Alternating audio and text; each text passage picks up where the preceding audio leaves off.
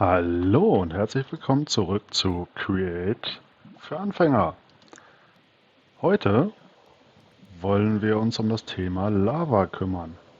Denn in der Create Mod brauchen wir öfter auch mal ein bisschen mehr Lava als das, was da hinter mir in den 5 Kesseln drin ist. Aber zuerst schauen wir uns nochmal schnell an, was hier in dem Clipboard hängt. Yep, Thema unendlich Lava. Und bevor wir damit anfangen, falls ihr es noch nicht gemacht habt, liken, kostenlos abonnieren, würde mich sehr freuen. Also dann, Lava. In der Create Mode brauchen wir für viele verschiedene Sachen Lava. Wir kennen ja alle diese Kessel, die mit den Tropfsteinen und einer Lavaquelle oben drüber Lava generieren. Die können wir tatsächlich mit den Rohren und einer Pumpe herausziehen. Dazu muss ich jetzt hier die Pumpe mal umdrehen, dann fließt hier die Lava schon lang. Über eine zweite Pumpe, zack, ist sie in dem großen Tank mit 6 Millibuckets jetzt drin. Fast einer war noch drin gewesen. Und jetzt sind sie hier alle 5 wieder leer. Ja. Und jetzt dauert es ewig, bis da wieder was drin ist. Also das ist keine sehr gute Quelle für unendlich Lava für die Create Mod. Weil es halt so ewig dauert und bevor wir uns hier eine Armada von Kesseln aufbauen mit einem Lavasee oben drüber, nein, das wäre viel zu teuer. Eine weitere Version oder eine weitere Möglichkeit ist, einen endlosen Lavasee dahin zu bauen, wo wir ihn brauchen. Ich habe hier jetzt mal so einen Quader aus 22 x 22 x 22 Blöcke runter hingebaut, wie ihr seht. Aber das ist doch eher... ja. Es funktioniert. Es funktioniert tatsächlich auch noch in der Create Mod 5.1. Wie ihr seht, endlose Versorgung an der Schlauchrolle. Die muss aber tatsächlich bis ganz runter gedreht werden. Und wenn wir dann hier das Zahnrad wieder richtig herum hindrehen und hier mal aufdrehen, dann wird sich der Tank auch relativ schnell füllen. Aber wer baut sich denn bitte schon so einen riesigen Lavaklumpen hin? Also ich würde es auf jeden Fall nicht machen.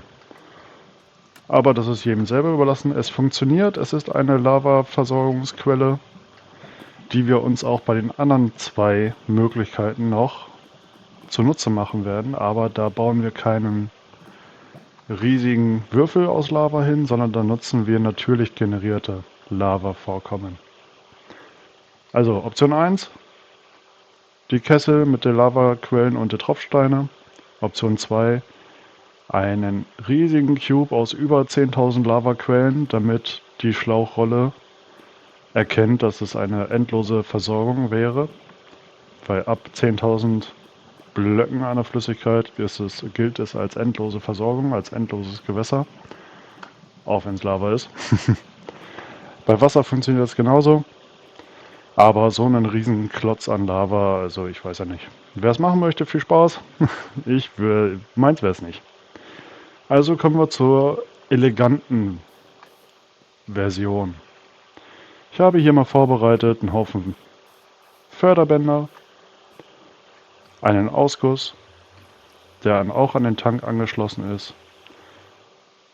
Die Energieversorgung hier heute nehme ich mal über die Kreativmotoren, weil es einfach einfacher ist.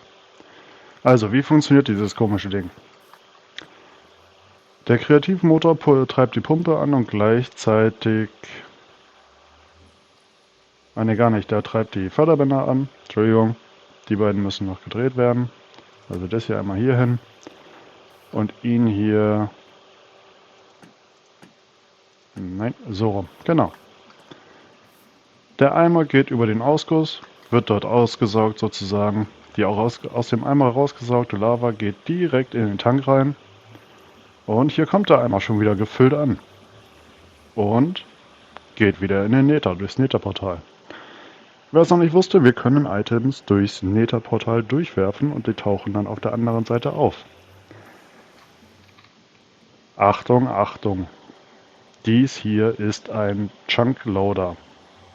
Wir sind hier in der Oberwelt Und sobald wir durch das Nether-Portal, ob jetzt selber oder über so ein Fließband, ein Item darüber werfen, werden auf der anderen Seite die Chunks in einem 3×3 bzw. 5×5 Umfeld geladen für 16 Sekunden. Was völlig ausreicht, dass unser Eimer hier gefüllt wird und wieder herübergeht. Müsst ihr aber trotzdem in euren Welten aufpassen. Könnte zu Problemen führen, Heuwegelchen. Aber wir nutzen das hier. Der Eimer geht rüber. Ich zeige euch mal, was auf der anderen Seite ist. Das ist sehr einfach gehalten, genauso wie auf der Oberweltseite. Hier auf dem Fließband kommen die Eimer an, werden dann hier durch den Ausguss befüllt und werden wieder rübergeschickt in die Oberwelt. Wir haben hier genauso eine Schlauchrolle, die eine endlose Versorgung hat durch einen Lavasee, der dort unten zu sehen ist. Ich bin mir nicht sicher, ob der hier mit angeschlossen ist, aber wie ihr auf der Minimap seht, hier ist viel Lava unterwegs im Nether. Also wie gesagt, der leere Eimer wird rübergeschmissen, wird hier vorne durch den Ausguss befüllt und wird wieder rübergeworfen. Wenn wir zurück in die Oberwelt gehen, wird euch auffallen, dass ich hier das Förderband gerade durchgebe.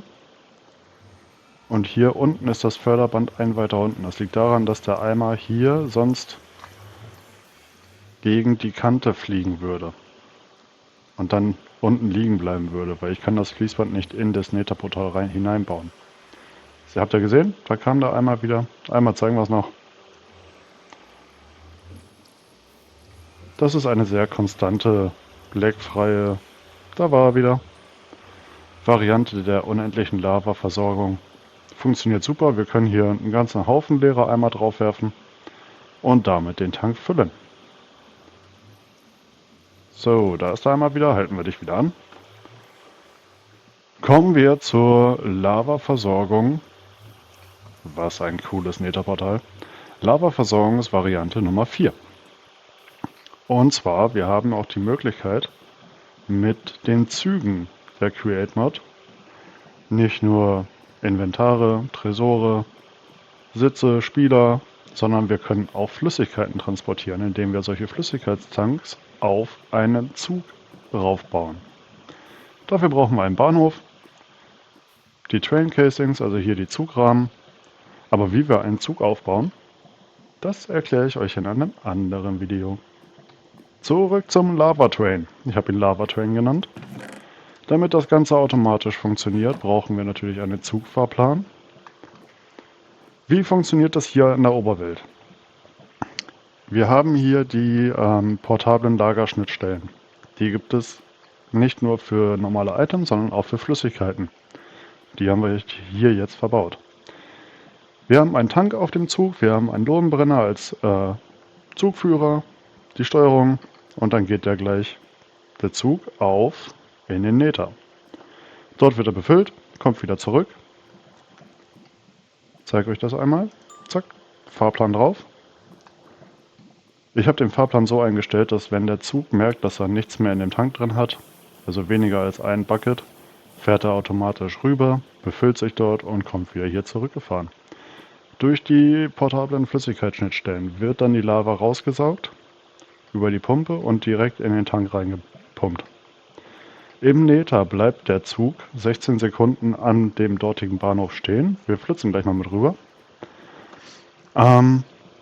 Wird dort mit Lava befüllt, ähnlich wie bei den Eimern, nur halt mit den Lagerschnittstellen. Und dann kommt der Zug gleich wieder zurück und da kommt er auch schon. Und er hat Lava geladen. Dann kommt er angerauscht, verbindet sich hier oben wieder und entleert die Lava direkt in den Tank rein. Das ist eine sehr smoothe, eine gemütliche Variante. Das einzige Problem dabei ist, Züge können durch die Portale fahren, ja. Aber sie können die nicht geladenen Chunks auf der anderen Seite nicht laden. Das ging mal, mittlerweile geht das schon länger nicht mehr bei der Create Mod. Deswegen müssen wir uns hier was anderes ausdenken, damit die Chunks da drüben auf der anderen Seite kurz geladen werden. Hier auf der Gleisstrecke sehen wir schon dieses komische Kastal. So ein komisches Kästchen. Sieht aus wie so eine kleine Druckplatte. Das ist der Beobachtungspunkt für einen Gleis- bzw. einen Zugbeobachter, den ich hier hingebaut habe. Sobald dort vorne ein Zug drüber fährt, da kann man schon wieder zurück. Sobald dort vorne ein Zug drüber fährt, gibt dieser Zugbeobachter ein Redstone-Signal aus. Dahinter habe ich einen Spender gesetzt und der, sobald er gepowert wird durch den Zugbeobachter, wirft er gleich ein Item raus. Gleich kommt der Zug wieder angedüst. Ich zeige euch das einmal. Und sobald der Zug hier vorne über die Platte fährt, wie gesagt, gibt er hier ein Redstone-Signal aus und er hier schmeißt ein Item rüber, das die, ähnlich wie die Eimer dort unten, da kommt er, zack, da kam das Signal und das lädt dann drüben die andere Seite. Deswegen bleibt der Zug auch im Übrigen diese 16 Sekunden stehen. Also so habe ich es eingestellt, weil die Chunks hier sind dann 16 Sekunden geladen. Da vorne liegen die Items, eigentlich sollten sie runterplumpsen in die Lava zum Voiden, aber dann machen wir es so. So, jetzt hat er sich wieder hier Lava abgeholt und fährt wieder herüber. Ist in dem Sinne kein Hexenwerk. Hier haben wir genauso eine Schlauchrolle, die unten in einen Lavasee mündet. Oben die Lagerschnittstelle. Und somit haben wir auch mit den Zügen eine endlose Lavaversorgung. Und mit den Zugfahrplänen ist es tatsächlich noch, wie ich finde, ein bisschen schöner einstellbar, wann und wie oft der hier fährt, weil sobald der Tank hier voll ist, was mit dem Zug ziemlich schnell passieren wird, und er hier nicht mehr abliefern kann, also sprich in seinem Tank was behält, bleibt der dort so lange stehen, bis hier wieder was reinpasst. Von daher, im Gegensatz zu den Eimern, haben wir hier eine lag-freundlichere Variante. Aber hey, schreibt in die Kommentare, was hat euch am besten gefallen, welche Variante würdet ihr am liebsten nutzen. Vergesst das Liken, das kostenlose Abonnieren nicht, würde mich sehr freuen. Und tschüss!